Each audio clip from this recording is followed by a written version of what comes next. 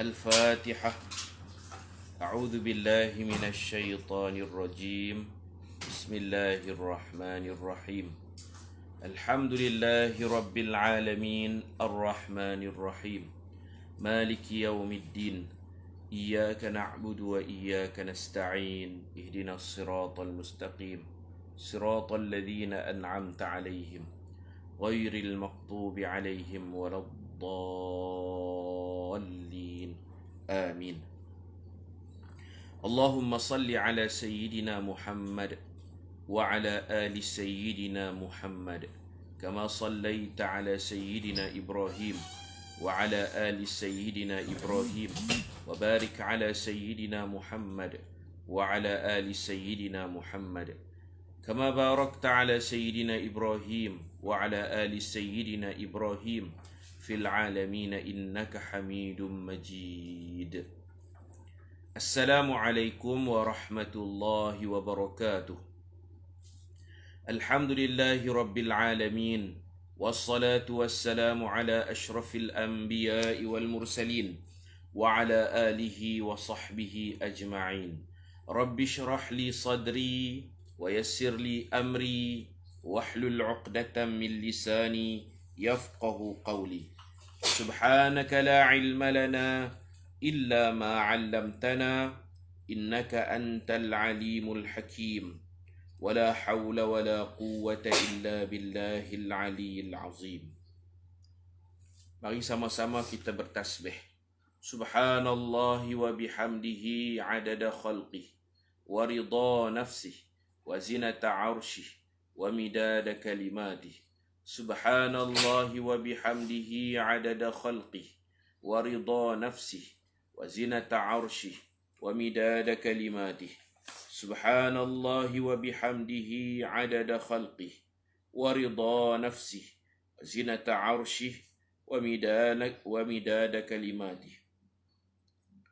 Allahumma anta rabbi la ilaha illa anta khalaqtani wa ana abduka wa ana ala ahdika wa wa'dika mastata'tu a'udzu bika min syarri ma sana'tu abu'u laka bi ni'matika alayya wa abu'u bi dhanbi faghfir li fa innahu la yaghfiru dhunuba illa anta.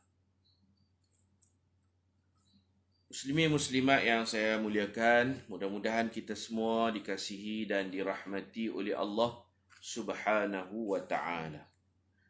Sedikit lagi sambungan kisah kelahiran Nabi Yahya alaihi salam. Allah perkenankan, Allah mustajabkan doa Nabi Zakaria yang inginkan anak supaya anak dapat meneruskan perjuangannya. Allah hantar malaikat ketika Nabi Zakaria sedang salat, sedang qiyamul lail, tengah-tengah dia duduk semayang tu, Allah hantar malaikat membawa berita gembira bahawasanya isteri kamu akan mengandung dan melahirkan anak lelaki. Namakan dia dengan nama Yahya. Allah bagi nama siap.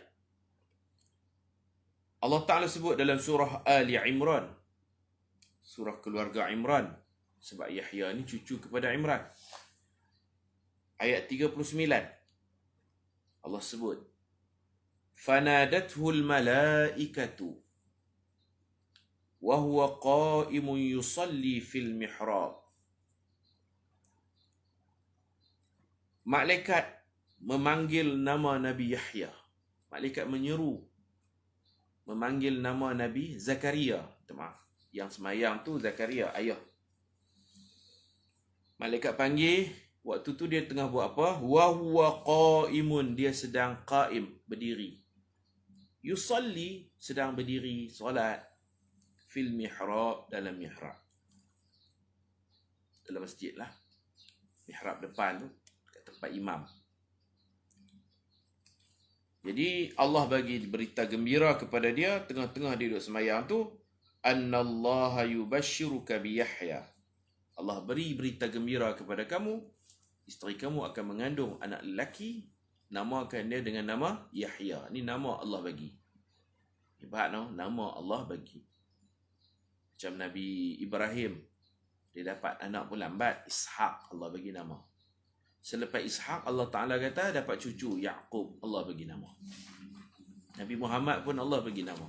Kerap kali ibu Nabi Aminah bermimpi melihat satu cahaya jatuh dalam perutnya, dan cahaya itu akan keluar menerangi alam ini.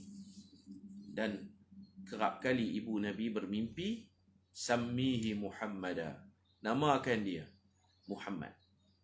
Tok Wan Nabi pun kerap kali mimpi.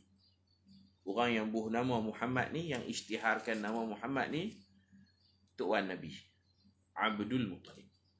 Jadi Nabi-Nabi ni nama mereka bukan mak ayah yang bubuh, Allah yang bagi. Allah yang bagi.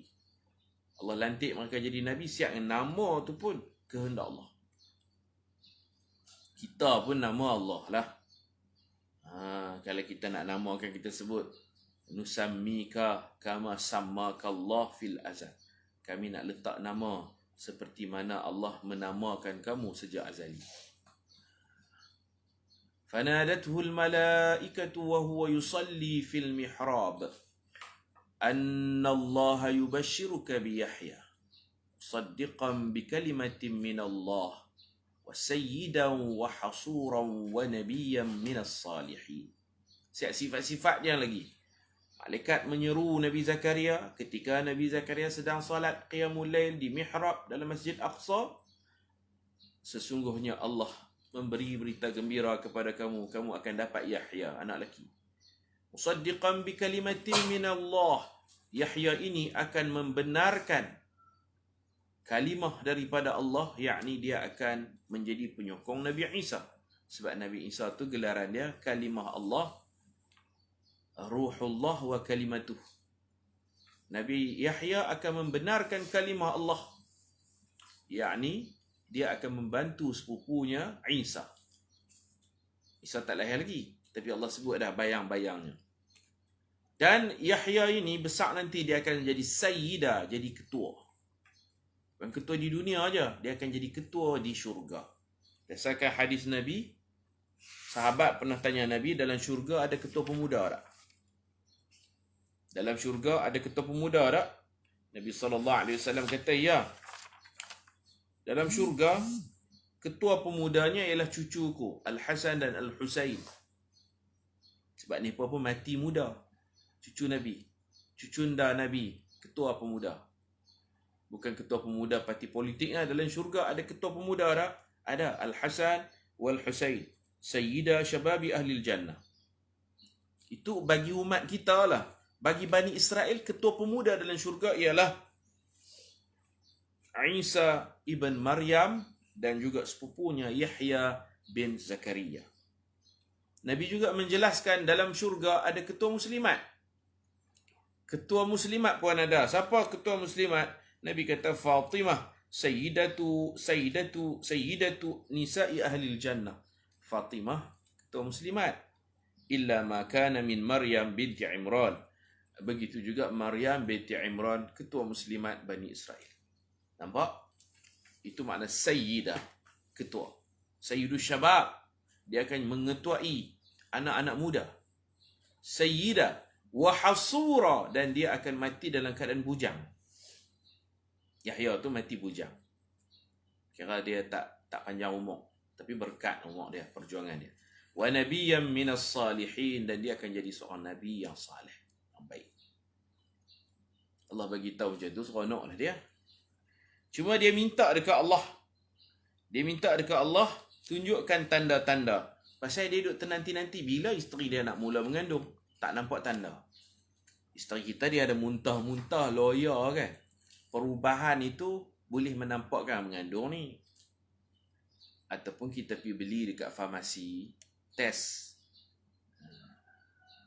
Pregnant test tu, kita tengok ada belang 2 tu kan. Mengandung lah tu. Zaman dulu tak ada jual benda tu. Jadi dia pun tengok isteri dia tua dah. Betul kan mengandung. Tak nampak tanda-tanda pun. Tak muntah-muntah pun. Tak ada apa, biasa ya. Tak ada sebarang perubahan. Maka Nabi Zakaria tanya Allah dalam surah Ali Imran ayat 41. Qala, kata Zakaria, Nabi Zakaria, Rabbi ja'alli ayah, wahai Tuhanku, buatlah satu tanda mengesahkan isteriku dah mula mengandung. Ayah, alamah, ayatan bermakna alamatan. Qala Rabbi ja'alli ayah, wahai Tuhanku, tunjukkan satu tanda kata isteriku dah mula mengandung. Muntah ke, macam mana ke, kan? Takat habang saja percaya, malaikat habang kata isteri kamu mengandung, percaya. Tapi tak nampak macam mengandung pun. Allah Ta'ala kata, tanda tu ada dekat kamu, suami. Tanda ada dekat suami. Saya ada kawan, isteri dia mengandung, dia tak sedar. Tapi dia tu demam, dia muntah-muntah. Dia tu siapa? Suami tu lah. Selalunya isteri yang muntah. Dan isteri tak muntah, suami pula dia muntah. Wek. Kadang-kadang tanda tu ada kat suami. Tanda ada kat suami. Isteri dia tak muntah, dia yang muntah, kawan saya. Muntah, demam. Rupa-rupanya isteri dia mengandung. Isteri dia lihat dia tu lebih-lebih pula. Dia lebih-lebih macam dia yang mengandung. Jadi Nabi Zakaria ni, tanda ada dekat dia. Bukan tanda muntah tu tak. Allah Ta'ala kata, Qala ayatuka. Qala ayatuk. Tanda ada kat kamu. Isteri kamu mengandung, tapi tanda mengandung, ayatuka. Ada kat kamu tanda tu. Macam mana? Aku tak muntah pun. Bukan muntah. Nabi Zakaria, tanda dia, alla tukalliman nas. Kamu tak boleh bersembang dengan orang. Lidah kelu. Nak sembang dengan orang tak boleh. Berapa hari? 3 ayyam, 3 hari. Illa ramza, illa isyaratan. Nak cakap kena buat bahasa isyarat. Ramza tu mana? Isyarat. 3 hari. Orang bagi salam kat dia. Ya Nabi Allah Zakaria. Dia nak balas waalaikumsalam, tak boleh. Orang tanya, macam apa khabar? Dia nak kata Alhamdulillah, sihat walafiat. Tak boleh jawab. Ayatuka, tanda ada dekat kamu. Tanda apa? Alla tukalliman nas. Kamu tak boleh kalam dengan manusia. Kamu tak boleh berbicara, berkomunikasi dengan orang ramai. Tak boleh. 3 ayyam, 3 hari. Nanti, kalau kamu nak yakin kata isteri kamu mengandung, siaplah kamu. 3 hari tak boleh cakap dengan orang. Illa ramza, kecuali bahasa isyarat. Macam bisu. Tapi Nabi-Nabi tak ada bisu. Kita sebut dulu Nabi-Nabi tidak ada yang gagap, buta, pekak, bisu. Tak ada. Dia bukan bisu. Dia tak boleh nak cakap. Tak boleh nak cakap. 3 hari. Dia elok-elok, sihat walafiat. Tiba-tiba tak boleh cakap. Dengan isteri tak boleh cakap. Dengan anak tak ada. Anak tunggal kan. Ini tanda kata isteri kamu mengandung. Dia bukan tak percaya dengan Allah. Dia percaya untuk menambah keyakinan. Dia minta tanda. Allah Ta'ala kata tanda bukan ada kat isteri. Isteri kamu takkan muntah. Kamu tu perubahan diri. 3 hari tak boleh cakap. Bukan bisu. Ada penulis-penulis buku kata dia bisu 3 hari. Bukan bisu. Tak bisu. Guna bahasa isyarat. Apa tanda kata dia tak bisu? Sebab dia boleh zikrullah. Dia boleh bertasbih. Dia boleh semayang, boleh baca. Orang bisu semayang tak boleh baca. Dia semayang lancar. Dia boleh baca kitab Taurat tu. Boleh baca. Lancar. Dalam semayang. Kita semayang baca Quran. Dia pun baca kitab Taurat lah. Allah sambung ayat. Wadhkur rabbaka. Ingatlah Tuhan kamu. Kathiran. Zikir banyak-banyak. Allahu Akbar. Allahu Akbar. Boleh pula. La ilaha illallah. Boleh pula. Wasabbih. Bertasbih. Subhanallah, subhanallah. Boleh pula. Bil ashi wal ibkar, pagi dan petang. Maknanya solat dia boleh baca, zikrullah dia boleh buat sebanyak-banyaknya. Mai orang kuit Assalamualaikum contohnya, nak balas waalaikum, tak keluar. Bukan bisu. Orang bisu zikir pun tak keluar. Baca Quran pun tak bunyi, dia boleh.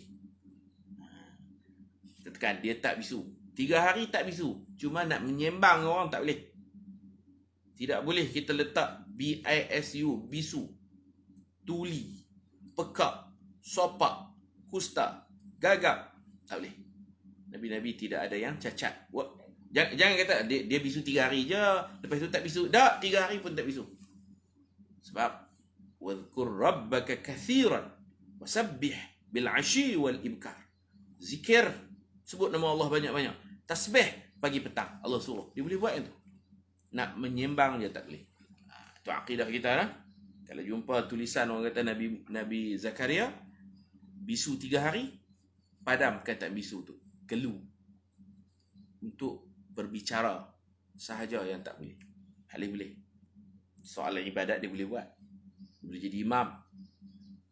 Dia boleh duduk subhanallah. Boleh pula kau boleh.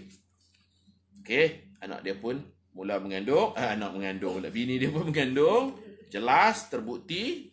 Bini-bini Nabi-Nabi ini memang mereka mengandung tak letih macam bini kita. Bini kita wahnan ala wahnin, letih, lenguh, sakit pinggang, sakit belakang, sakit urat, muntah, tak lalu makan, macam-macam. Isteri-isteri Nabi tak macam tu. Mak-mak Nabi pun tak macam tu. Ni pun relax je mengandung. Beranak pun mudah je. Tu lain. Tengok mak Nabi Muhammad SAW serupa, tak sedap kata mengandung. Setelah berbulan-bulan tak keluar haid, baru tahu perut pun mula besar, baru tahu mengandung. Tu Nabi-Nabi.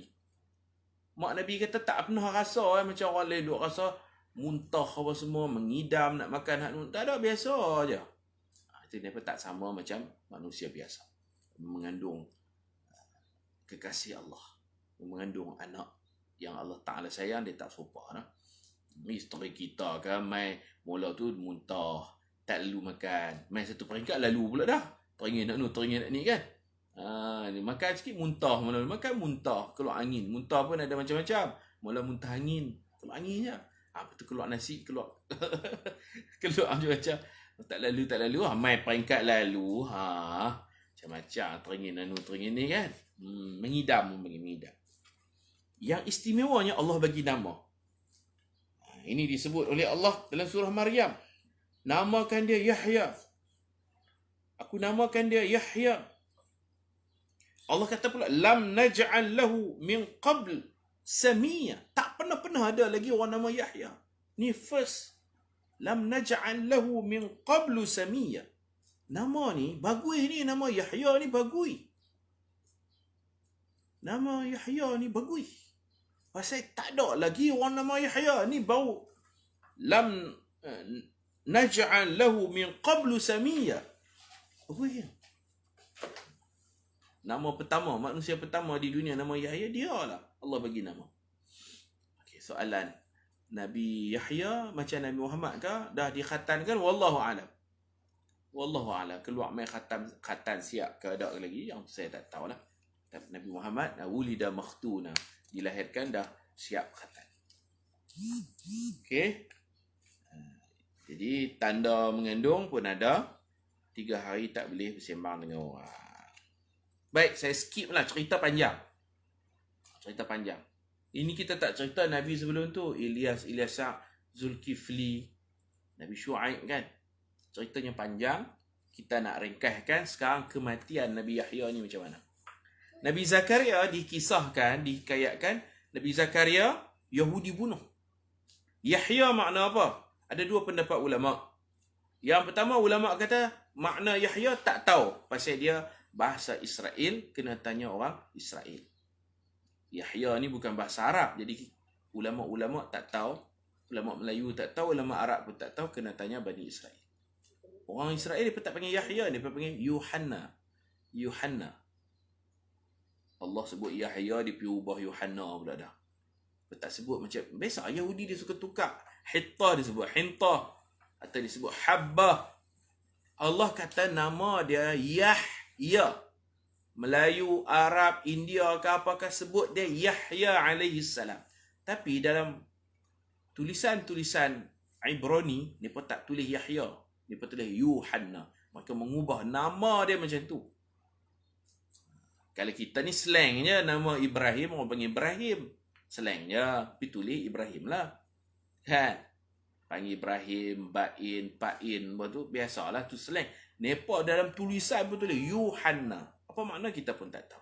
Pendapat pertama tak tahu. Sebab ia bukan bahasa Arab. Pendapat kedua, Yahya ni Arab.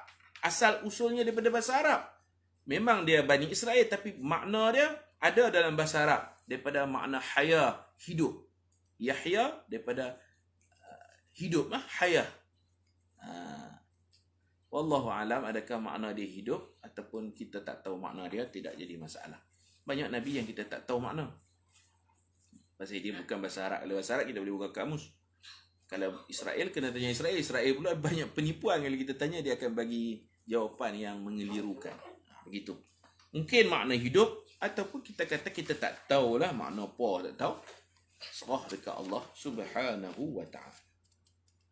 Saya nak cerita kematian. Bila cerita mati ni habislah, tutup cerita.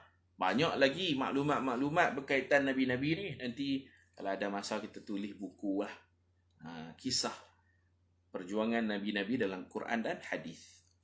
Kumpulkan ayat Quran campur dengan hadis supaya dapat maklumat yang lengkap, insya-Allah. Kematian ayahnya iaitu Nabi Zakaria, Yahudi bunuh. Dihikayatkan, diceritakan dalam kitab-kitab tafsir, Yahudi ni mengejar Nabi Zakaria ni pun nak bunuh. Pasal Nabi Zakaria ni tak setuju raja kahwin dengan anak menakan, anak sedara. Dalam syariat mereka tak boleh kahwin. Syariat kita pun tak boleh kahwin. Pak menakan kahwin dengan anak menakan mana boleh. Tapi raja ni bercinta dengan anak sedara dia sendiri. Kahwin. Anak sedara dia pun cinta dengan raja, nak kahwin. Maksiat ni tak boleh. Bila dia tegur macam tu, raja hantar tentera, ligan kejar Nabi Zakaria. Nabi Zakaria lari. Ni hikayat lah, wallahu a'lam. Kita tak tahu sebenarnya macam mana cara dia dibunuh. Nabi Zakaria lari masuk hutan. Masuk hutan dia pun kejar lagi. Ada satu pokok dihikayatkan begitulah, wallahu a'lam. Ada satu pokok besar. Pokok tu tiba-tiba terbelah. Pokok tu panggil Nabi Zakaria, masuk dalam pokok. Mai sembunyi, mai menyorok, mai sembunyi dalam pokok. Pokok buka. Dia pun masuk, bunyi. Pokok pun tutup. Di tentera-tentera cari Nabi Zakaria, hilang gaib, duduk dalam pokok. Tapi kain dia, waktu tutup tu, kain dia terkeluar sikit. Masuk dalam pokok. Macam mana? Ini kata hikayat, cerita. Yang penting dia dibunuh lah. Tak apalah, kita bawa bila cerita ni. Dia masuk dalam pokok tutup balik. Tutup tu ada kain dia terjungai keluar sikit. Tutup tu, macam kita tutup pintu lah, ada kain terkeluar sikit. Kain Nabi Zakaria. Mereka pun cari tak jumpa. Iblis datang. Syaitan Iblis yang tak mau sujudkan Nabi Adam tu. Iblis sendiri, bukan syaitan lain. Iblis datang, dia kata kat tentera. Apa cari apa? Cari Zakaria. Tak jumpa. Tu, nampak pokok? Tu nampak kain? Ada kain terkeluar tu? Ada orang dalam pokok tu. Tu kain. Tak pernah ada lagi.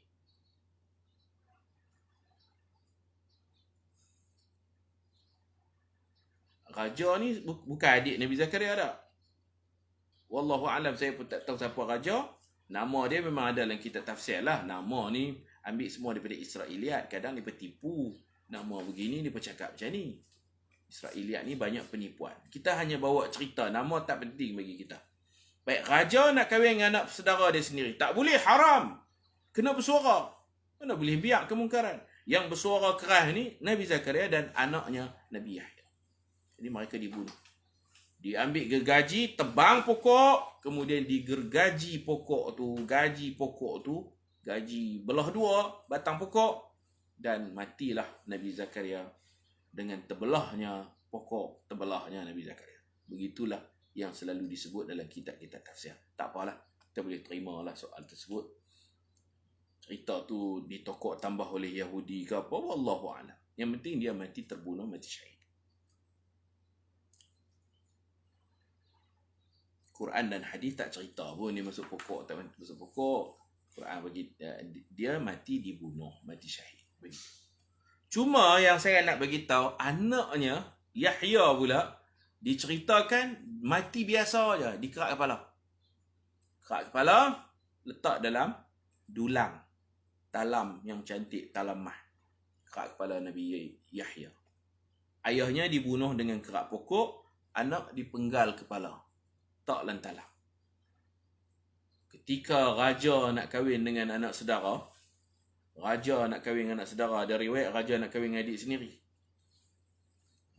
Jadi perempuan tu buat syarat dekat raja, perkahwinan kita, saya nak kepala Yahya sebagai hadiah. Hadiah perkahwinan, hantaran dalam talamah nak kepala Yahya. Maka ditangkap Nabi Yahya, dipenggal kepalanya kerat, letak dalam talamah, jadi hantaran perkahwinan. Yang ni kita tak setuju. Saya tak setuju. Cerita ni perlu ditolak. Cerita kepala buah lantalam ni dibunuh, kita tak setuju. Jangan bersetuju. Cerita pokok tak apalah. Boleh terima lah, boleh terima. Sebab kita pun tidak ada hadis dari Al-Quran. Yang penting dia mati, macam mana cara dia mati, dalam pokok ke, di rumah kena kerat belah dua ke, apa ke, boleh terima. Adapun Nabi Yahya kita tak boleh terima. Saya minta tuan-tuan pun jangan terima cerita kerat kepala buah dalam talam tu. Pasal apa? Pasal Allah menjamin dia selamat. Nabi Yahya ada jaminan. Macam Nabi Muhammad, Allah menjamin, wallahu ya'simuka minan nas. Allah akan mengawal keselamatan kamu. Manusia takkan boleh bunuh kamu, wahai Muhammad. Dulu rumah Nabi ni, Nabi Muhammad lah, saya cerita Nabi Muhammad. Waktu Nabi duduk di Madinah, rumah Nabi ni sahabat berkhidmat, buat giliran, kawal rumah Nabi. Keliling rumah Nabi ni ada hurras, ada pengawal, Pak Gad, jadi gad jaga. Setelah turun ayat wallahu ya'simuka minan nas, Allah menjamin keselamatanmu, takkan ada manusia mana pun berjaya bunuhmu, wahai Muhammad. Nabi Muhammad kata hampa pergi balik tidur lah. Turun-turun ayat tu Nabi Muhammad kata pergi balik tidur. Pasal Allah jamin keselamatanku. Aku mungkin luka, patah gigi, pecah pipi, tapi orang nak bunuh aku, tak. Allah jamin. Ada jaminan. Al-ismatu minallah. Nabi Yahya ada jaminan. Dalam surah Maryam sendiri, jaminan. Hari dia lahir tu, Allah hantar malaikat membacakan firman Allah. Allah menjamin dia ni akan selamat. Tak ada siapa boleh bunuh Yahya. Tuan-tuan boleh tengok dalam surah Maryam sendiri, Allah Ta'ala menghantar malaikat. Malaikat bagi tahu apa? Sebelum dia nak dilahirkan, sebelum mak nak beranak, Allah bagi dah satu message, satu maklumat, satu info bahawasanya Yahya ini wasalamun alaih. Allah selamatkan dia. Allah jamin keselamatan dia. Dia tak perlu bodyguard. Allah selamatkan. Wasalamun alaih. Selamat, salam sejahtera atasnya. Bila? Yauma wulida, hari dia dilahirkan. Mak dia beranak, dia selamat, mak dia tak rasa sakit, tak ada siapa boleh main tikam, main bunuh dia waktu dia masih kecil. Dia baru dilahirkan. Hari dia dilahirkan, dia selamat. Wa yauma yamut, hari dia mati pun mati selamat. Bukan mati dalam tragedi dipenggal kepala. Selamat ketika dilahirkan, selamat ketika dia mati. Wa yauma yub'atsu hayya, selamat dibangkitkan di akhirat. 3 yaum, 3 hari. Hari lahir selamat, hari mati selamat, hari akhirat selamat. Kalau kita kata dia dikerak kepala, maknanya matinya dalam keadaan yang amat menyedihkan. Allah jamin sebelum mak dia beranak, dekat-dekat mak dia nak beranak, dia selamat. Selamat dilahirkan, selamat diwafatkan, selamat dibangkitkan. Dan ayat ini menyamai sepupunya Isa alaihi salam, menyamai Nabi Isa. Nabi Isa pun Allah cakap macam tu. Cuma Nabi Isa ni Allah berfirman, antaqahullah, Allah bagi Nabi Isa sendiri bercakap waktu dia kecil. Waktu Nabi Isa kecil, Nabi Isa boleh bercakap. Antara percakapan dia ialah dia bela mak dia bukan pelacur. Dia mengatakan, inni abdullah, aku hamba Allah, aku bukan anak Allah. Nabi Isa dilahirkan, boleh bercakap. Yukallimun nas, dia boleh cakap dengan orang ramai. Fil mahdi sabiyya, sedangkan dia masih sabi, masih bayi yang fil mahdi, yang selalunya masih memerlukan buaian. Budak kecil lagi lah, baby kecil lagi boleh bercakap. Nabi Isa AS. Antara yang dia cakap ialah dia bela mak dia. Dia cakap lagi, aku hamba Allah, aku bukan anak Allah. Cakap kecil-kecil. Dan dia cakap juga apa Nabi Isa cakap? Surah Maryam ayat 33. Nabi Isa cakap macam mana Allah bagi tahu Yahya sepupu. Sepupu ni pada dua orang ni muka serupa, jaminan keselamatan pun serupa. Nabi Isa bercakap, Nabi Isa kata wassalamu alayya. Tadi alaihi. Ini alayya, lebih kurang lah. Nabi Isa kata wassalamu alayya. Allah menjamin keselamatan ke atas diriku. Yauma wulidtu, pada hari aku dilahirkan. Tadi dia dilahirkan, hari dia dilahirkan, hari dia dimatikan, hari dia dibangkitkan. Tadi guna dia pasal Allah bercakap bagi pihak Nabi Yahya. Sekarang Nabi Isa dia sendiri cakap.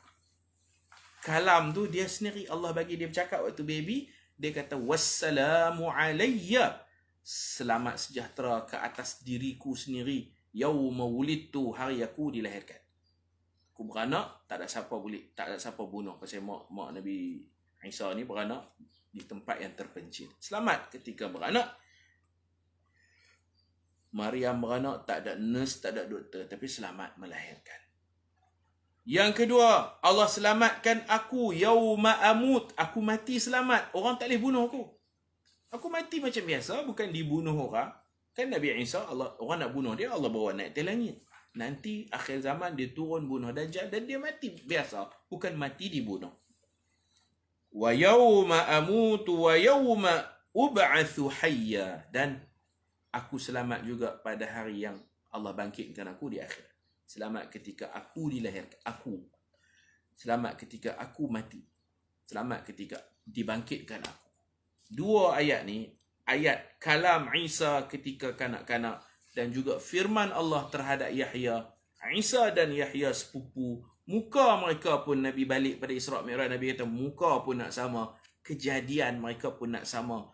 Dua-dua dapat jaminan keselamatan daripada Allah. Lahir selamat, mati selamat, akhirat selamat. Tiba-tiba kita percaya cerita Yahya dipenggal kepala, jadi hantaran mas kahwin, perkahwinan yang haram itu. Nampak tak jarum Yahudi? Cerita tu cerita Israiliyat satu. Mereka cuba nak menipu kita dalam kehendak Allah, firman Allah ini. Boleh faham tak? Boleh faham tak? Kita baca cerita, kita tak tahu Quran. Iman kita insya-Allah tak ada tergugat apa pasal kita tak tahu. Lepas tahu, kita kena ubah. Kadang-kadang kitab buku-buku cerita Nabi pun dia masuk cerita-cerita macam ni pasal dia mencedok daripada kitab Arab. Kitab Arab tu kadang-kadang mencedok daripada buku-buku Israiliyat. Jadi hak mana boleh terima kita terima. Hak mana bertentangan dengan Quran mana boleh terima. Faham? Itu maksud saya. Yang mana bertentangan dengan Al-Quran kita tak boleh terima. Jaminan keselamatan untuk Nabi Yahya. Jaminan keselamatan untuk Nabi Isa. Seperti mana orang nak bunuh Nabi Isa tak berjaya bunuh, begitulah orang nak bunuh Nabi Yahya. No, tak boleh bunuh. Pasal sejak kecil lagi mereka telah diisytiharkan selamat ketika lahir, selamat ketika mati, selamat di akhirat. Nabi-nabi lain mungkin, Nabi Zakaria mungkin dibunuh. Banyak nabi yang dibunuh, kita tak nafikan. Dalam Quran sebut Yahudi ni yuqatiluna anbiya'ahum, yaqtuluna anbiya'ahum. Mereka banyak kali membunuh nabi-nabi mereka. Itu kita tidak nafikan. Dalam Quran bagi tahu kejahatan Yahudi, mereka berjaya membunuh ramai nabi-nabi mereka. Tapi Allah mengecualikan. Sorry, hampa nak bunuh Isa, sorry. Sejak kecil lagi, aku habaq dah. Hampa tak boleh bunuh dia. Begitu juga sepupu dia, Yahya. Nabi lain boleh hampa bunuh. Begitu kita faham. Nabi-nabi lain memang mereka bunuh.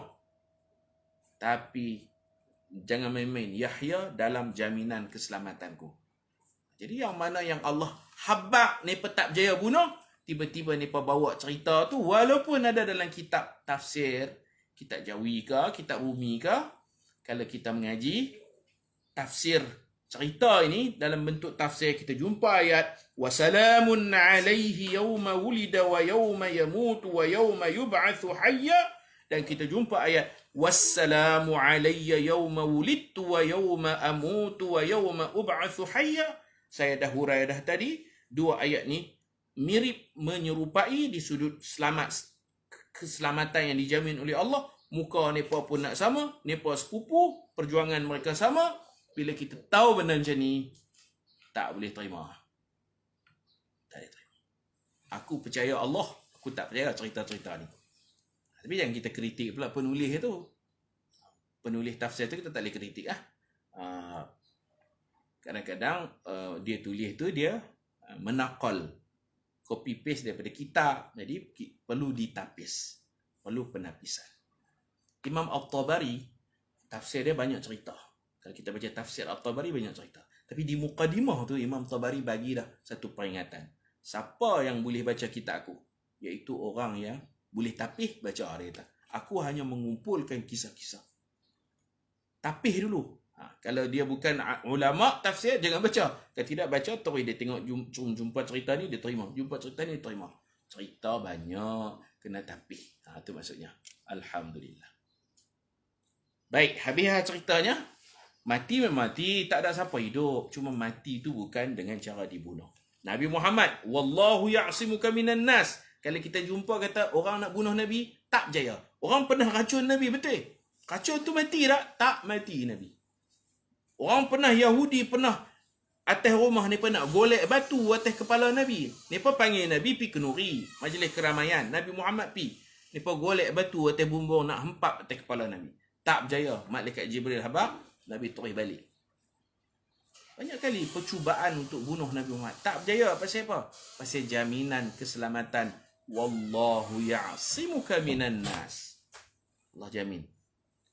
Nabi lain bolehlah bunuh. Yahudi boleh bunuh. Nabi Muhammad jangan. Nabi Isa dan Nabi Yahya. Ini jelaslah dalam Quran. Mereka tak berjaya.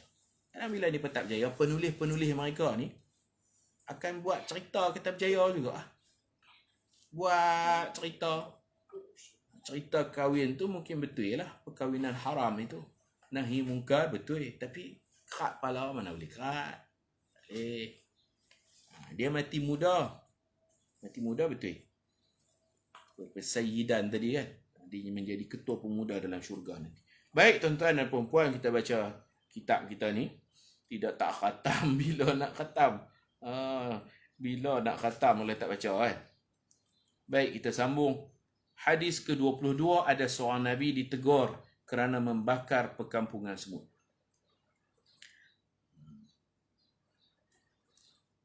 Bakar tak boleh. Tu orang bakar ikan bakar. Mati dulu baru boleh bakar. Bakar hidup-hidup tak boleh. Bakar hidup-hidup tak boleh. Kerana api ni hanya Allah saja boleh seksa dengan api, iaitu api neraka. Kita geram kat mana pun jangan guna api. Ada anjing gila nak serang kita, kita boleh tangkap dia, bakar hidup-hidup. Tak boleh. Tikui, bakar tikui, geram dengan tikui ni, masuk rumah. Makan baju habis, makan buku, tangkap dia, dapat tangkap, bakar tikui. Tak boleh. La yanbaghi li ahadin an yu'adziba bin nar illa rabbun nar. Tak boleh seseorang menyeksa manusia ke, seksa binatang ke, tak boleh seksa dengan api. Geram guna pun tak boleh seksa dengan api. Hanya Allah saja boleh seksa dengan api, itu api neraka. Hadis ni sababul wurudnya, Nabi bawa beberapa orang kanak-kanak berjalan dengan Nabi. Dia punya latar belakang hadis, Nabi kata tak sepatutnya kita bakar guna api melainkan Tuhan api. Penjenayah jahat mana pun kita tak boleh. Perogol bersiri kita tangkap dia, kita bakar dengan api, tak boleh. Tak patut, Allah saja boleh. Sababul wurud hadis ni, Nabi bawa beberapa orang kanak-kanak musafir dengan Nabi. Sampai satu tempat, Nabi nak buang ayak. Nabi kata, hampa tunggu sini, aku nak pergi buang ayak. Nabi pergi buang ayak. Lepas Nabi buang ayak, Nabi mai kat mereka, Nabi bau terbakar. Bau terbakar. Nabi tanya, hampa buat apa? Budak-budak kan. Hampa buat apa? Mereka bawa mancis, mereka bakar busut. Mungkin busut anai-anai ke, busut lah. Satu busuk tu dia bakar. Kering pula kan, bakar. Nabi bau terbakar. Ni hamba buat apa? Dia bergelak-gelak bertunjuk. Dia kata lah, tak boleh. Tak patut kita guna api untuk seksa binatang. Tak boleh. Pihak Tuhan je. Lepas tu jalan lagi. Jalan lagi sampai satu tempat Nabi pergi berehat. Atau Nabi pergi buang ayak. Lepas tu Nabi main-main tengok burung. Ibu burung duk terbang sana, terbang sini. Cemas. Seolah-olah ada sesuatu yang dia cari. Nabi tanya budak-budak ni pasal apa mak burung tu nampak macam meroyan, terbang sana, terbang sini, ada sesuatu. Hampa buat apa? Hampa buat apa? Mereka pun gelak tunjuk kat Nabi. Mereka ambil anak burung. Nabi kata, kembalikan. Kesian kan mak dia? Kesian lah budak-budak terang nak besar kan. Tapi teguran Nabi tu. Tu Nabi bawa mereka berjalan. Adalah Nabi nak tegur tu. Jangan duk bakar sarang-sarang ni. Jangan duk curi anak burung. Kesian kat mak dia. Tapi bagi balik. Tu mak dia duk cari. Apa-apa naik pokok bagi balik. Begitu. Ada hadis. Bakar tebuan Ustaz. Bakar tebuan ni saya nak cakap pun tak tahu. Kalau ada cara lain, guna cara lain lah. Kalau tak ada cara dah, darurat. Darurat ni benda haram pun jadi harus. Darurat maknanya tak ada cara lain dah. Hukum haram tapi bertukar jadi harus. Berdasarkan kaedah fiqh, ad-darurat tubihul mahzurat. Dalam keadaan darurat diharuskan perkara yang haram. Jadi hukum bakar tebuan ni kita kata haram lah. Api haram. Tetapi kalau tak ada cara lain dah, boleh harus. Hukum asal haram diharuskan kerana darurat. Saya dah cakap pun tak tahu kan. Kita pun tak erti nak buang sarang tebuan tu. Bomba kalau dia memang dia guna api kan. Tak apalah. Cara tu yang kalau ada cara lain guna cara lain. Kalau tak ada dah boleh buat. Harus. عن أبي هريرة رضي الله عنه أن رسول الله صلى الله عليه وسلم قال نزل نبي من الأنبياء تحت شجرة فلزغته نملة فأمر بجهازه فأخرج من تحتها ثم أمر ببيتها فأحرق بالنار فأوحى الله إليه فهل نملة واحدة رواه مسلم في رواية لمسلم أيضا فأوحى الله إليه أفي أن قرصتك نملة ahlakta ummatan minal tusabbih.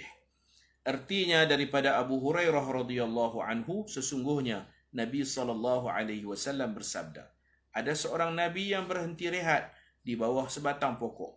Tiba-tiba beliau disengat oleh seekor semut.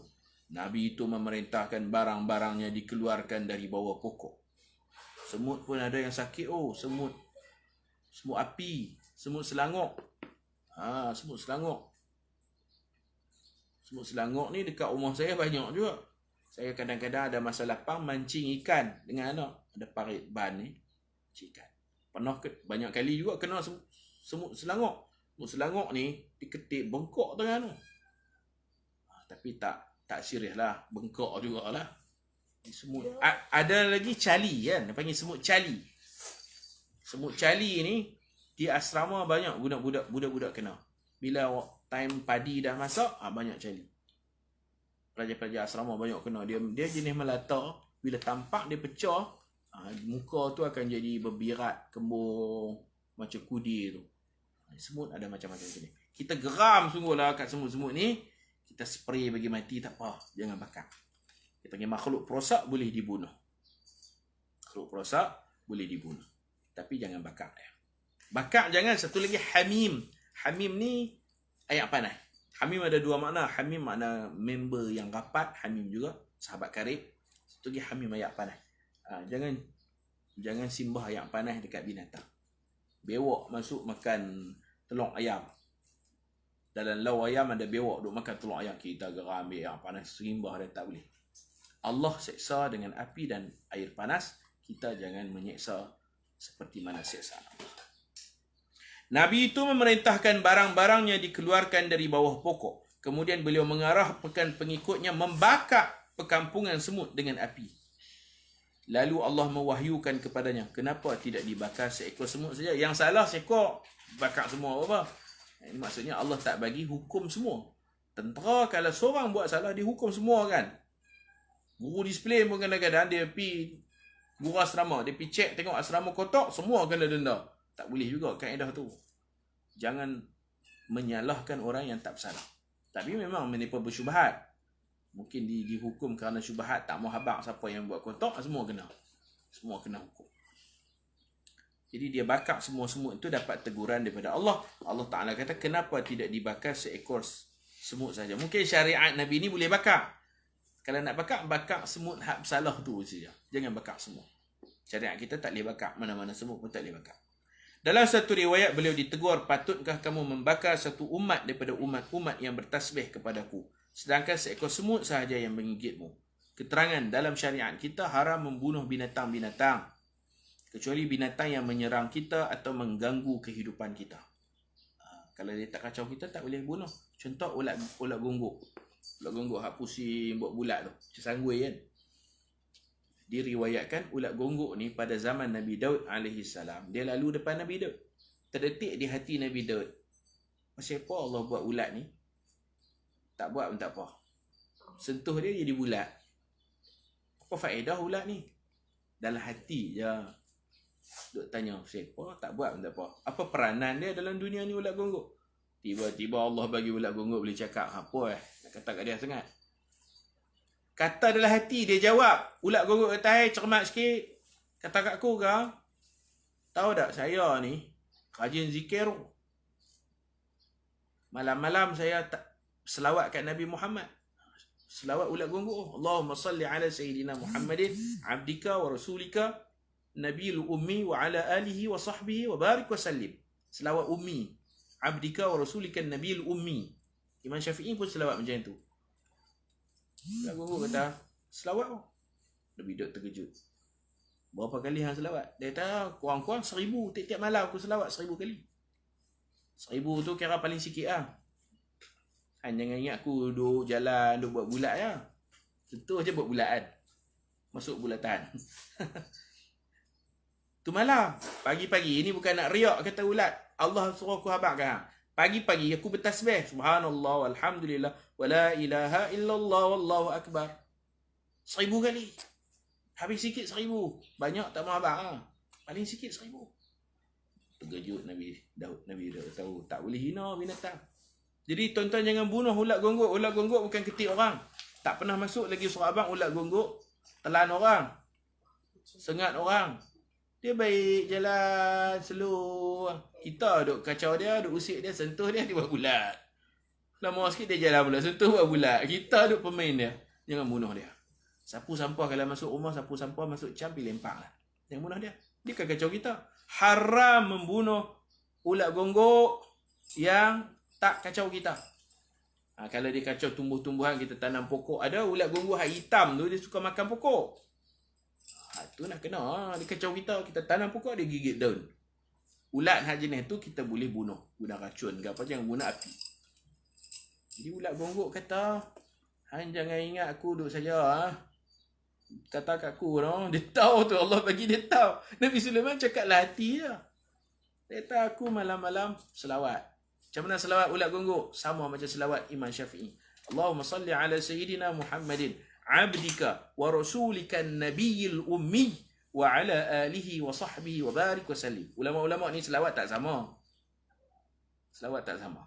Tapi selawat Imam Syafi'i menyerupai selawat ulat gonggok. Nabi Muhammad tak lahir lagi, Allah dah ilhamkan dia selawatkan Nabi Muhammad. Itu zaman Nabi Daud. Belum lagi zaman Nabi Muhammad.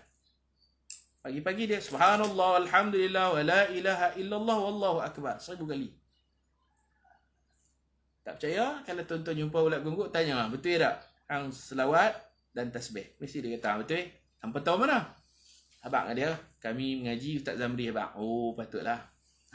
Cari ulat gonggok tanya. Jadi kesimpulan dia, binatang yang tak kacau kita, kita jangan kacau dia. Jangan kacau. Bewok atas jalan, kita bawa van, langgar dia. Langgar apa, dia tak kacau kita. Bewok tu dia lintas jalan. Banyak bewok mati atas jalan. Jangan sengaja langgar dia. Kalau boleh break lah. Kalau terlanggar, nak buat macam mana? Biar api lah. Bewok ni dia ajal dia banyak atas jalan raya. Dia lintas tak tengok kiri kanan. Tu masalah dia. Bewok. Yang tak kacau kita, kesimpulannya binatang tak kacau kita, kita tak kacau mereka. Mereka pun nak hidup juga. Dengan adanya binatang ni, melengkapkan ekosistem dunia ni. Dunia ni seimbang. Dunia kena ada bukit, bukau, binatang, semua kena ada. Anjing, semua kena ada. Tu yang Nabi cerita, orang tengok anjing dahaga pergi minum air, dapat keampunan Allah. Binatang-binatang ni kena ada. Kalau tak ada, pupus. Kekuranganlah alam ni. Kita cerita dulu ikan paus telan Nabi Yunus. Kata ulama tafsir, perlu dipelihara. Jangan diburu ikan paus. Dia tak telan kita, kita jangan telan dia. Kena jaga ni. Dia punya binatang-binatang ni. Tak boleh kacau. tempat tinggal ni apa, habitat, kita mengaji sains habitat kan, tak usah kacau. Untuk makan tak apa, untuk memusnahkan jangan. Ikan kita boleh makan. Ikan tak apa, makan ikan temenung berlambak, makan pun tak habis-habis. Tapi ada binatang yang sudah hampir pupus, dimusnahkan, Allah tak bagi. Jadi alam dan manusia kena jaga, kena pelihara anak. Orang Jepun makan ikan paus kan. Warga asing makan anjing, makan kucing, mana boleh makan. Kasih sayang. Anjing ada manfaat dia. Anjing ada manfaat dia. Khinzir pun tak boleh kita bunuh. Kita tak boleh makan, bunuh boleh? Tak boleh. Kecuali kalau dia bawa wabak, mengganggu kehidupan kita, kita boleh bunuh. Adalah Allah tak cipta sia-sia. Allah buat khinzir bukan untuk makan. Untuk apa? Adalah peranan dia alam ni. Allah buat anjing, ada peranan dia. Anjing boleh memburu. Khinzir apanya? Seorang guru kami di Syria, guru ni dia doktor, dia mengajar usul fiqh. Ada orang tanya, kalau anjing boleh memburu, boleh jaga kebun, khinzir pasal apa Allah buat? Guru kami bagi mendedahkan satu maklumat. Saya pun tak tahu betul tak betul, tapi guru usul fiqh kami, Dr. Dairi, dia doktor perubatan dan dia juga alim dalam bidang usul fiqh. Dia mengajar usul fiqh. Sebelah petang dia mengajar usul fiqh, sebelah pagi dia buka klinik. Dr. Dairi, Allah yahfazuh. Dia kata, khinzir ini orang guna dia. Dan bila darurat, guna juga khinzir. Khinzir digunakan sebab tu Allah buat. Allah tak bagi makan tapi dia ada kegunaannya. Antara yang dia kata lah, saya pun tak buat kajian. Dia kata orang operation, beranak operate ni, jahit kan. Antara kandungan benang yang digunakan itu ialah bahan khinzir. Jahit perut ni. Lepas bedah, jahit. Tapi tuan-tuan tak payah duk samak pula, duk minum ayak tanah ke apa ke nak samak, tak payah. Tak ada benang yang sebaik khinzir tu. Digunakan dia, kalau guna benang lain nanti dia jadi bermasalah. Dekat tempat jahit tu akan jadi masalah. Maka kena guna benang yang diperbuat daripada bahan khinzir. Terpaksa, darurat. Itu yang paling sesuai. Siapa-siapa yang isteri beranak operate, tak payahlah duk pergi ambil ayak, duk pergi sapu, duk pergi samak pula. Tapi guru saya cakap macam tu. Dia doktor. Saya terima je lah. Saya pun tak banyak membaca. Dah benda darurat, terpaksa. Jadi benang untuk jahit bahagian perut hak dalam tu. Perut ada banyak lapis kan. Orang operate. Kalau beranak biasa tak apalah, operate. Nak buat macam mana? Tak ada. Dia menghuraikan kaedah ad-daruratu tubihul mahzurah. Dalam darurat, hak asalnya haram jadi halal. Jadi mungkin Allah buat pasal itu, jangan kita duk pergi tembak bunuh sesuka hati. Yang kacau kita boleh buat. Haram membunuh binatang-binatang kecuali binatang yang menyerang kita atau mengganggu kehidupan kita. Dalam sebuah hadis, Nabi menyenaraikan 5 jenis binatang makhluk perosak yang diharuskan kita membunuhnya. Nabi kata, khamsun minad dawab kulluhunna fawasiq yuqtalna fil hilli wal haram, al-aqrab wal-hida'ah, wal-ghurab, wal-fa'rah, wal-kalbul aqur, muttafaqun alaih.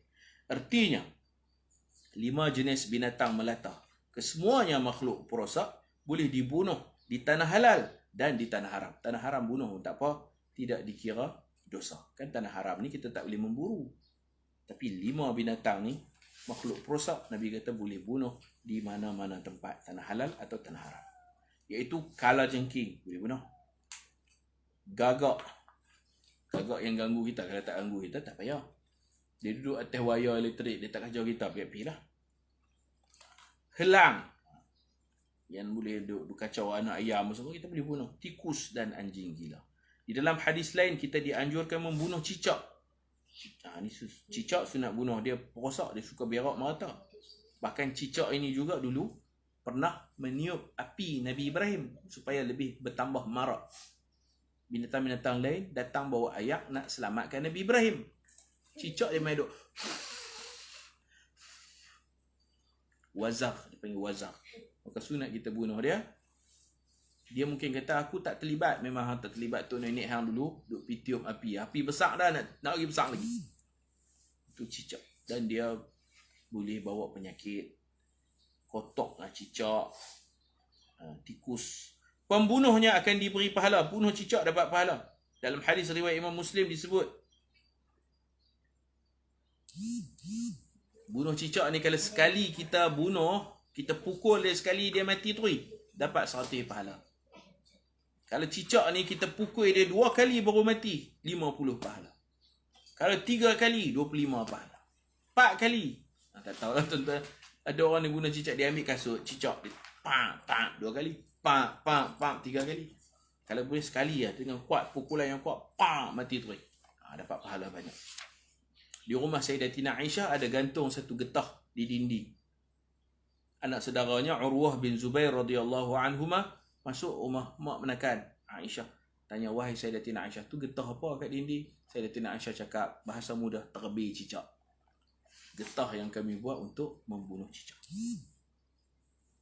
Begitu juga boleh membunuh ular kecuali ular yang tinggal dalam rumah, yang perlu dihalau keluar dari rumah sebanyak 3 kali sebelum dibunuh.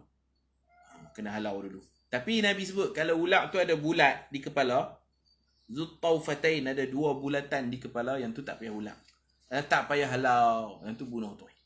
Kerana ular yang ada bulatan di kepala itu, Zuttaufatain, ada 2 bulat, Nabi kata 2 tawaf, 2 bulatan, yang tu kalau dia patuk boleh buta mata dan boleh mati. Ular berbisa, halau.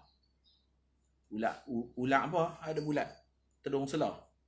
Tu kalau masuk rumah tak payah halau, terus kita pukul dia. Kalau ular yang pelik, bukan tedung selah, bukan ular senduk, ular apa tak tahu, tu mungkin dia jin, kita suruh dia keluar. Keluar 3 kali kita kata, tapi keluarlah. Kalau jin, keluar. Atau hilangkan diri, ghaib. 3 kali kita bagi amaran. Kalau ada juga kita boleh pukul. Dan ular ni dia takut dengan buluh. Kena simpan buluh dalam rumah. Buluh ni dia lemah. Kita baru angkat tu dia dah takut dah. Kalau kayu lain kita angkat, orang tua kata dia lawan. Kalau buluh kita angkat, dia takut.